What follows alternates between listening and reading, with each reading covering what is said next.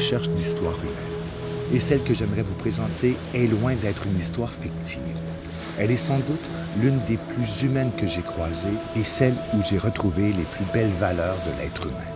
Le don de soi et la détermination d'offrir un toit et de l'amour à des enfants abandonnés. C'est ici, à Haïti, à l'île à Vache, que j'ai fait la rencontre de la maman de tous ces enfants, sœur Flora Blanchette. Sur cette île de la mer des Caraïbes au sud d'Haïti, qui ne fait que 45 km² et qui abrite tout près de 14 000 habitants, on y vit essentiellement de la pêche, de l'agriculture et du petit commerce. Loin de la capitale et complètement isolée, l'île à Vache est pauvre et magique à la fois.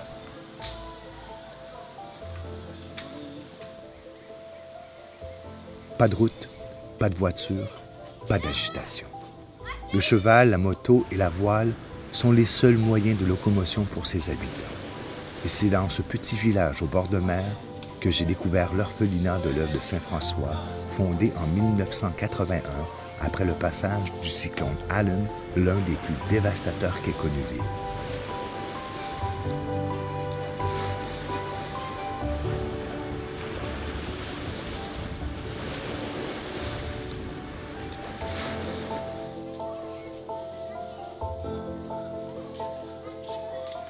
Cet orphelinat héberge 90 enfants, dont 23 sont lourdement handicapés.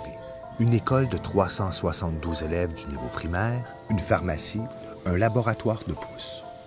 Plus de 200 repas sont servis par jour aux enfants, aux employés et pour les nombreux démunis que compte la région. Ici, c'est l'entraide. Ici, c'est l'amour pur. Voici l'histoire que j'ai croisée.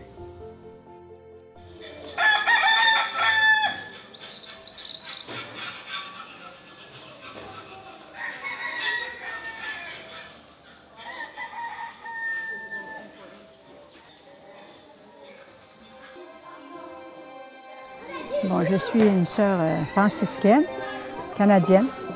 Moi, j'ai toujours désiré aller en mission, mais je n'avais pas la capacité, on me disait, la santé. Mais moi, j'étais sûre que j'étais capable. Il y a toujours des doutes quand on a été malade avant. Alors, je suis allée dans 2 missions en Haïti pour remplacer des sœurs qui tombaient malades et qui partaient. Et puis, un jour, il y a un docteur canadien, le docteur Ladelfa, qui voulait visiter l'île à Vache. Et Monseigneur Angénard m'a demandé pour faire visiter ce Canadien-là. Finalement, on est parti. Il n'y avait plus personne, pas de missionnaire, personne ici. Tout le monde avait quitté après le cyclone, Allen, et puis tout était détruit aussi. On n'avait pas de médicaments, rien pour travailler. Donc, ça m'a fait réfléchir beaucoup. Parce que, pour moi, je me disais, bien, si je suis en mission, je veux être dans un endroit où il n'y a pas de... On ne se pile pas sur les pieds, comme on dit, où les gens ne veulent pas aller.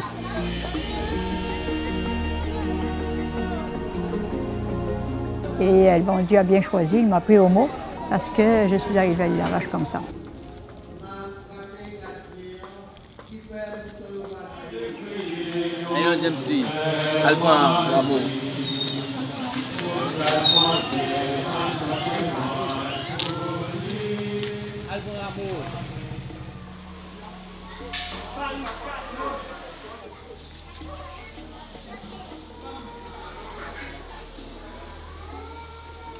C'est toi qui l'as fait?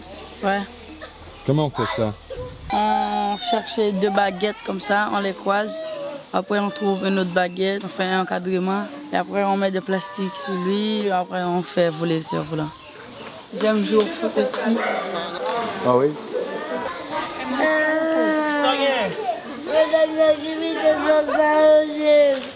Qui ça le bidet? C'est qui moun? C'est ça. Daniel. Daniel? Daniel. Daniel.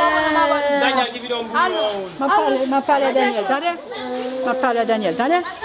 OK. On a un petit conflit là? Oui, un petit conflit. On a ça souvent, des conflits.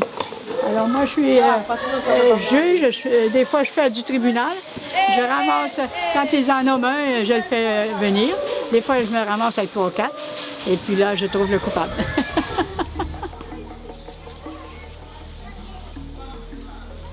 Des fois, les personnes peuvent penser qu'Haïti s'en sortira jamais, ils sont toujours dans les problèmes, on ne peut pas les aider toute la vie.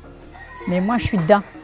Alors, je peux dire, je suis canadienne haïtienne. Parce que je vis dans ma peau, j'ai vécu dans ma peau la misère en Haïti. T'sais, quand tu as faim, la faim, c'est pas doux. C'est pas parce qu'ils sont haïtiens qu'ils sont habitués. Parce que quelqu'un me disait, mais ils sont habitués de ne pas manger un gros repas. On ne s'habitue jamais à la faim. La faim, ça fait mal. Moi, je dormais des fois là, sur des patients. Pourquoi? Parce que j'avais pas mangé assez. Puis pas de nourriture valable. T'sais. On mangeait comme on pouvait parce que j'avais Anthony, qu'il fallait que je lui donne du lait, lui. Lui, c'était plus important que moi. Donc... Anthony était l'un de ses premiers enfants. Tant qu'à lui, son petit nouveau. Ses enfants lui arrivent des quatre coins du pays, transportant parfois leur triste histoire. Parfois, on ne sait pas d'où ils viennent. Pourquoi? Parce qu'on a des cas qui sont à l'hôpital général qui ont été abandonnés. On n'a pas de nom, on n'a pas d'âge, on n'a pas on ne connaît rien. Donc, moi, je leur donne mon nom de famille, Blanchette. Donc, c'est pour ça que j'ai plusieurs Blanchettes, parce qu'ils étaient inconnus. Alors, il faut qu'ils aient une identité. Et puis, pour eux autres, ils savent que c'est moi qui les ai adoptés, donc ça devient une normalité, voyez-vous. Je leur apprends ça pour qu'ils ne fassent pas de complexe, parce que j'ai dit, moi, j'ai été adoptée aussi, donc je porte le nom de Blanchette. Et puis, je suis heureuse parce que je suis tombée dans une famille. Et puis, surtout, maman m'a adoptée sans condition, même si j'étais toujours malade, on disait. On disait, c'est un bébé qui est toujours malade, vous allez avoir beaucoup de problèmes. Et puis, elle a dit, non, je ne donne pas de conditions. Alors, ça m'a marqué. Donc, moi, je ne pose pas de conditions. Si un enfant est dans le besoin, un enfant est malade, un enfant est handicapé, je me dis, moi aussi, j'étais comme ça. Et si j'ai survécu, c'est parce que quelqu'un a posé la seule condition que j'avais besoin d'amour. J'avais besoin d'être respectée comme humain. Ça, c'est la première condition pour moi quand j'accepte un enfant. On a un qu'on a trouvé sur la rue aux Cailles. Et puis, quelqu'un est passé, il a appelé la police et il dit, comment ça qu'il laisse un enfant mort comme ça sur le bord de la rue? Mais il n'était pas mort, il était dans le coma. Donc, la police est venue le chercher pour le mettre à l'hôpital, puisqu'il y a une morgue à l'hôpital. Mais il n'a pas eu besoin d'aller à la morgue, il était déshydraté, inconscient, en coma. Et puis là, ils m'ont dit d'aller, si je pouvais le prendre. On est arrivé ici, il était dans un très mauvais état. Maintenant, il vous regarde, il a des beaux yeux clairs, mais notre gros problème, depuis 1 an, on sent que les enfants handicapés dépérissent, certains dépérissent. Pourquoi? Parce qu'on a un problème alimentaire. On sait que les docteurs, quand ils nous disent le régime alimentaire, moi, je suis infirmière, je les comprends. Mais je n'ose pas leur dire que je ne suis pas en France, je ne suis pas au Canada, je suis en Haïti, dans un endroit où on vit au jour le jour. Donc, la viande qu'ils reçoivent ne suffit pas. Au lieu de séparer une puce poule en 3, 4, surtout elles sont petites, les poules, eh bien, on pourrait leur donner chacun une cuisse. On aimerait bien ça, donner une cuisse à chaque. Mais je ne peux pas faire plus parce que l'argent n'est pas élastique. Un mois, on a, tout d'un coup, il nous arrive, il n'y a plus de budget. C'est certain qu'on ne peut pas nous aider toute la vie, mais là, on est dans des situations à Haïti qu'on a l'impression qu'on avance. Tout d'un coup, il nous arrive une catastrophe sur la tête, puis là, on recule. Je m'appelle Huguette Calix. Je suis administratrice à l'orphelinat Saint-François, centre d'accueil. Je suis arrivée à l'orphelinat 2 jours après ma naissance. J'ai été grandie ici et après, je suis allée au CAI pour mes études secondaires et universitaires et je suis retournée ici pour aider Sœur Flora avec les enfants.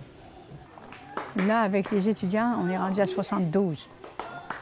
Ça fait drôle de dire qu'on les garde jusqu'à 15-20 ans parce qu'il faut qu'ils aient un métier.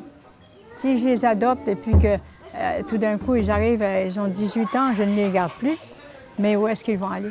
Il n'y a pas de foyer nourricier, il n'y a rien qui peut les courir pour qu'ils puissent avoir un métier puis gagner leur vie, devenir autonomes. Donc, c'est ça qu'on veut, arriver à l'autonomie de ces enfants-là. Si je suis actuellement ce que je suis, c'est grâce à elle. Alors, je n'ai pas d'argent pour la récompenser pour ce qu'elle avait fait pour moi. Après Dieu, c'est elle qui m'a donné la vie. Alors, je suis retournée ici pour l'aider. Avant, c'est elle qui me portait. Maintenant, c'est moi qui la porte, disons, je peux dire. Ici, c'est un endroit que je n'oublierai jamais. Pascal Jude Déronce. Je suis un enfant de l'orphelinat.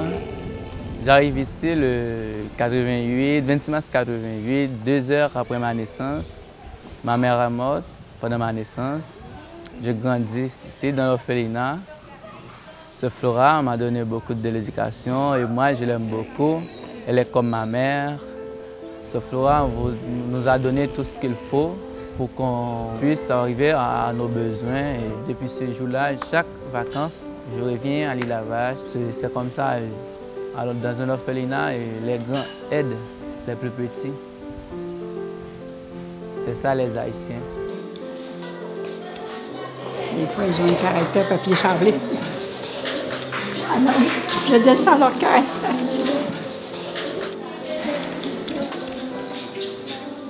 Surtout quand ils font une crise, là, je leur donne une commission. Ils oublient la crise, ils arrêtent de pleurer, puis ils font faire ma commission. Alain, Ahmad, viens chercher ça pour moi. Viens chercher ça pour moi, mettez dans le rétoile, attendez. Mettez ça pour moi. Merci, merci.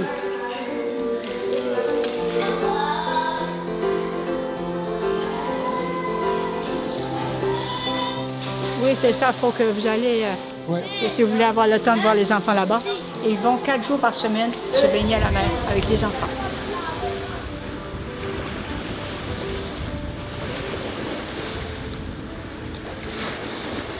Michel Cusonnier, français, 69 ans, mais présent à l'île Lavache à mi-temps. J'ai convaincu Flora, dès qu'on a eu cette chaloupe, parce que pour venir ici, on est à 4 km de l'orphelinat, on ne peut pas venir à pied. Donc, quand on a eu une chaloupe, je me suis dit il faut qu'on l'utilise quand elle ne va pas aux cailles pour affaires, pour commerce.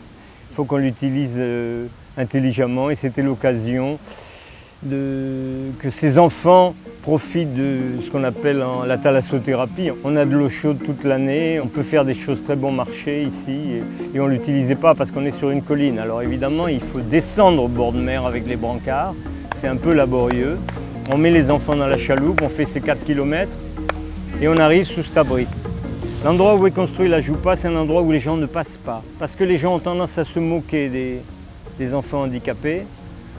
Il n'y a pas de mot handicapé en créole, on ne dit pas bon. Il y a un pas bon. Un handicapé, c'est quelqu'un qui n'est pas bon. Et les gens se moquent. Quoique le regard des Haïtiens a commencé à changer depuis qu'ils les voient, ces enfants. Avant, ils ne les voyaient pas, ils étaient cloîtrés à l'intérieur de l'orphelinat. Maintenant, ils sortent 4 jours par semaine, ils les voient portés par les brancards, mais ils les voient en bord de mer quand on monte dans la chaloupe. Donc ils s'habituent à l'originalité du handicap, quoi. Il y a la réalité humaine du handicap, c'est-à-dire que ces enfants sont drôles, quoi. Ils sont rigolos. Hein. Pour certains, hein. Pour d'autres c'est plus souffrant, mais je me mettais à la place des handicapés, je me dis cette vie est trop absurde. Je me suis dit ceux-là, ils sortent de leur lit, on les met dans la cour intérieure de l'orphelinat, ils passent la journée et puis le soir ils rentrent dans leur chambre. J'ai trouvé que c'était une vie un peu absurde. Donc je me suis dit, il faut faire quelque chose. Flora n'aime pas les réunions, donc on n'a pas beaucoup discuté. Hein. C'était au café, ça s'est décidé au café. Elle m'a dit, bon Michel, il n'y a que ceux qui ne font rien qui ne se trompent pas. Feu vert, tu peux le faire, mais j'ai pas d'argent, j'ai pas le budget pour ça. Et puis toi, tu es là que 6 mois par an. Je ne peux pas m'en occuper. Quand tu t'en vas, il faut que ça roule pendant ton absence. Donc je me suis dit, ici au moins, il y a un bon vent, il y a la mer, il change de paysage, il y a la petite croisière entre guillemets en chaloupe depuis l'orphelinat jusqu'ici. Bon, je crois que j'ai l'intime conviction que ça fait du bien. La priorité pour moi c'est ce groupe-là. Et avec Flora, je pense qu'on est entré en résonance sur ça. Je pense que Flora maintenant son souhait ce serait d'être délivrée de la partie administrative et de pouvoir se consacrer à ce groupe d'enfants-là en priorité.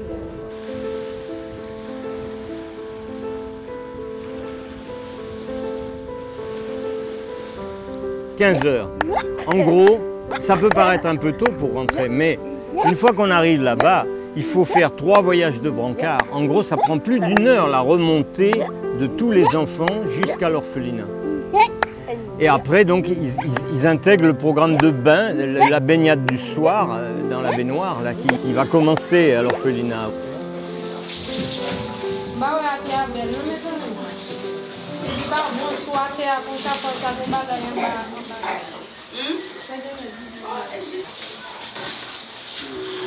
C'est pas un travail facile, il faut avoir du cœur pour faire ça. Parce qu'en Haïti, ce sont les enfants handicapés qui sont le plus négligés.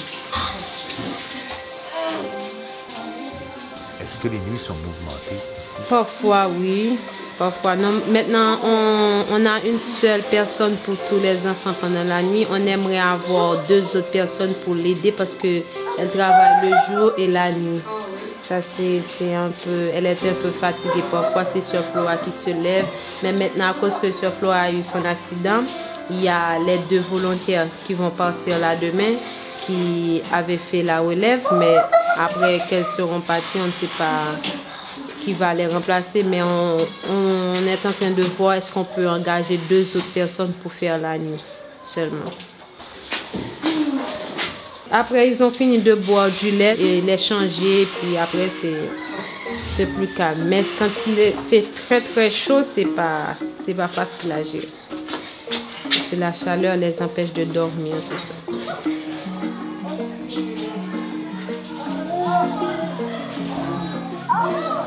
Maintenant, le travail, c'est pas moi qui fais le travail. C'est pour ça que j'aime bien que les gens viennent voir. Parce que quand ils ne viennent pas voir, ils voient seulement que moi. Moi, je ne suis pas à plaindre, hein? Mais quand ils viennent ici, ils voient les enfants handicapés. Ça interpelle. Parce que les enfants handicapés, plusieurs parlent sans parler. Parce qu'ils ont un beau sourire, alors que nous, parfois, on a 2 plis dans le front parce qu'on dit qu'on a des problèmes. Et eux, ils ont les plus gros problèmes que nous et ils sont souriants. C'est une leçon pour moi. Une leçon pour moi.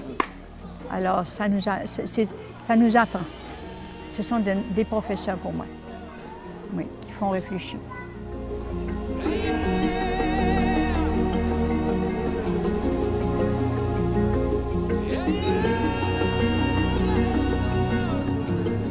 Il y a des enfants qui sont abandonnés ici, sous le banc, là, devant. Il y a des enfants qui sont en malnutrition ou du moins avoir un problème d'handicap, mais ils passent par bien-être social. Et bien-être social nous donne aussi des enfants et des enfants abandonnés soit à l'hôpital ou du moins ailleurs. Nancy, non, elle ne marchait pas avant, mais avec du lait soya. Oui, avant elle ne marchait pas. On lui a donné du lait soja et puis bon, la voilà. La voilà, la voilà.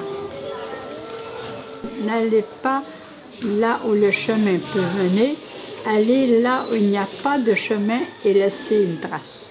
Ça dit tout. Ouais. Pas de chemin, mais il faut faire sa trace. C'est un bébé, on a fait un accouchement le 25 décembre, on a eu tellement de problèmes pour le sortir.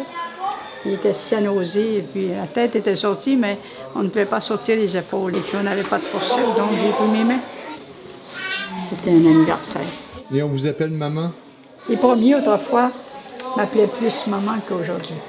Mais quand même, ils savent qui aller trouver quand ils ont, ils ont un repère quand même.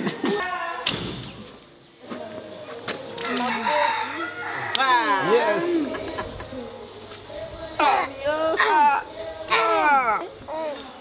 Je viens de chanter pour les enfants, c'est juste pour mettre les enfants dans l'ambiance parce qu'ils ont besoin de l'activité, même que les gens qui sont normaux.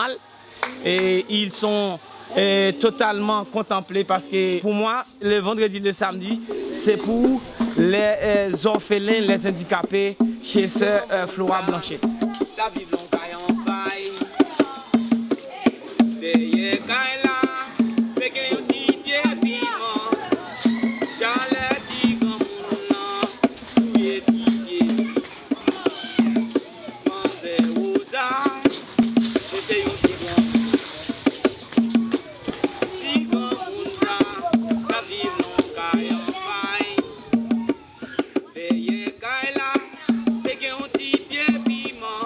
C'est mieux qu'on ne donne pas de nouvelles, ils viennent.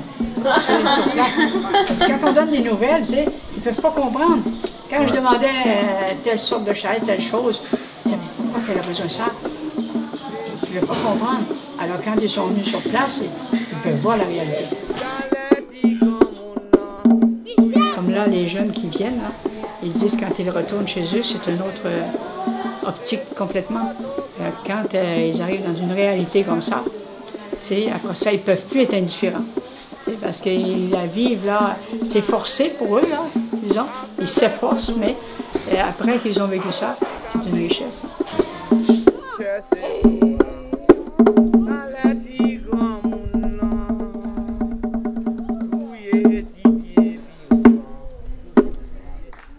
Quels sont vos besoins?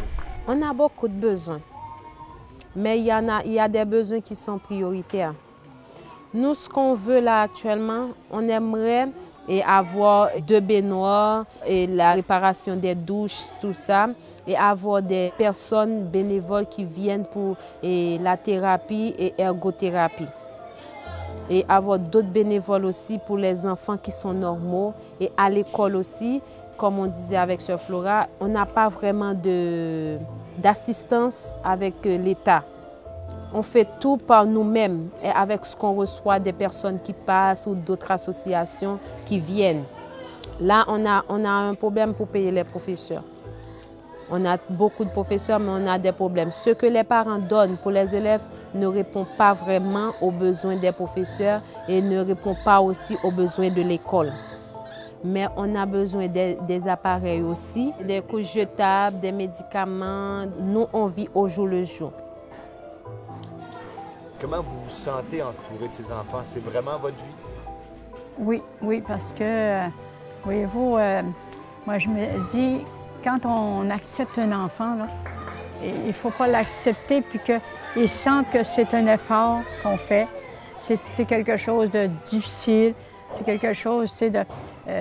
comment il y a des enfants, par exemple, qui se sentent étrangers. Ils peuvent se sentir acceptés dans un centre d'accueil, mais ils peuvent se sentir toujours étrangers. Ici, nous autres, c'est une famille. Moi, je dis la famille Saint-François. C'est tellement une famille que moi, je leur dis toujours, quand il y en a un qui est malade, même si je ne suis pas là, je ne m'inquiète pas. Parce que je sais qu'il va toujours avoir quelqu'un qui va répondre. Moi, je ne veux pas vivre comme étant des personnes détachées un de l'autre. Un sort de là, l'autre est étranger à l'autre. On vit comme une famille.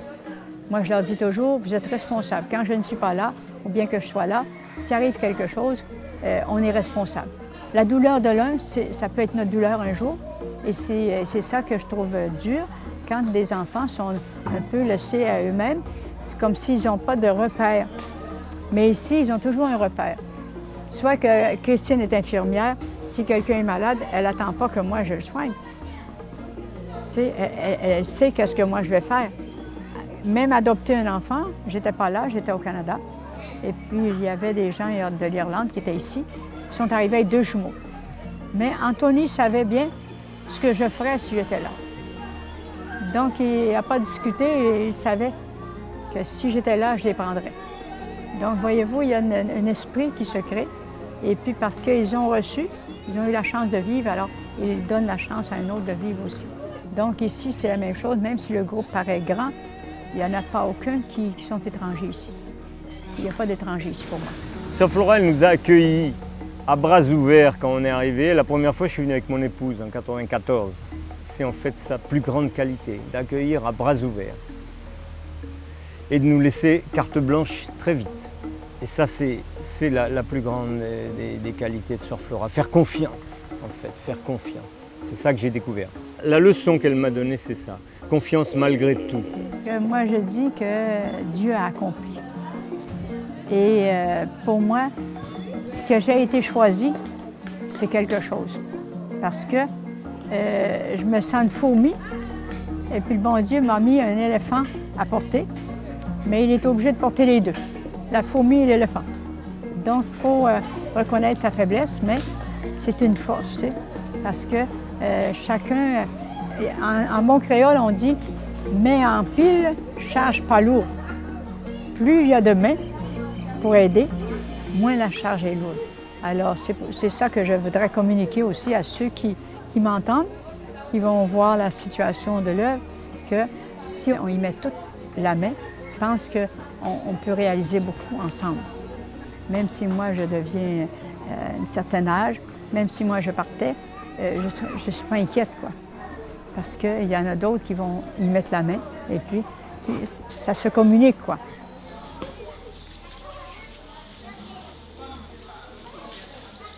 La Fondation a élaboré un programme remarquable pour pérenniser l'œuvre de Sœur Blanchette. Ce projet viendra en aide aux 90 enfants de l'orphelinat et également en aide aux 372 enfants de l'école primaire dirigée par Sœur Blanchette, dont 210 sont des filles. Depuis toutes ces années, Sœur Blanchette soigne, nourrit, aime et alphabétise ses enfants pour leur offrir une vie meilleure. Parmi eux, 40 ont plus de 16 ans et restent sans emploi. La Fondation a créé un programme pour les former à un métier porteur d'avenir et les insérer dans l'économie locale de l'Île-à-Vache.